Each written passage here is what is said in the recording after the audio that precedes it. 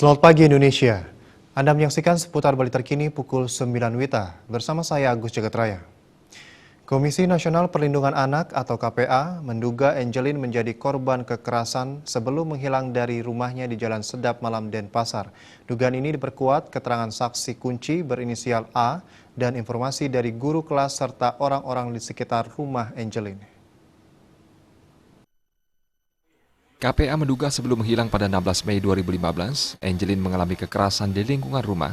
Dugaan ini muncul berdasarkan informasi yang didapat dari saksi kunci berinisial A, serta keterangan dari guru kelas dan orang-orang di lingkungan sekitar rumah. Sebelum menghilang, Angelin merasa tertekan akibat kekerasan yang dialaminya. KPA juga memperoleh informasi dari guru kelasnya, bila Angelin sering terlambat sekolah dan jarang mandi.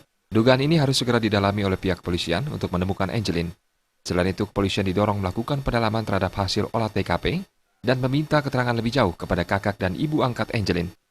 Tetapi bisa saja anak ini adalah merasa tertekan dan itu dibuktikan oleh keterangan dari anak ini bahwa 3 bulan terakhir ini setelah dia kelas 2 itu seringkali terlambat terlambat sekolah maksud saya, terlambat sekolah, lalu juga seringkali tidak mandi, lalu kemudian juga sering dimandikan oleh gurunya karena murid-muridnya protes dan sebagainya dan sering dikasih makan juga, lalu kemudian anak ini sering mengeluh juga kondisi fisiknya dan sebagainya. Itu artinya bahwa ini sudah 16 hari kalau ada orang beretiket baik untuk menolong Angelina karena dia merasa tertekan, tereksploitasi di rumahnya, maka sebenarnya 16 hari itu bagi masyarakat sudah bisa menyerahkan itu kepada polisi atau kepada Komnas Perlindungan atau kepada siapapun, tapi itu 16 hari tidak dilakukan.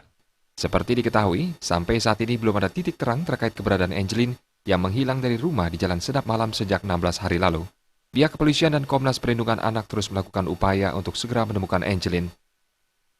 Pujiantini dan Putu Ratna, Bali TV. Pemirsa, demikian seputar Bali terkini kali ini. Nantikan informasi menarik kami lainnya dalam seputar Bali terkini 1 jam mendatang. Salam Indonesia.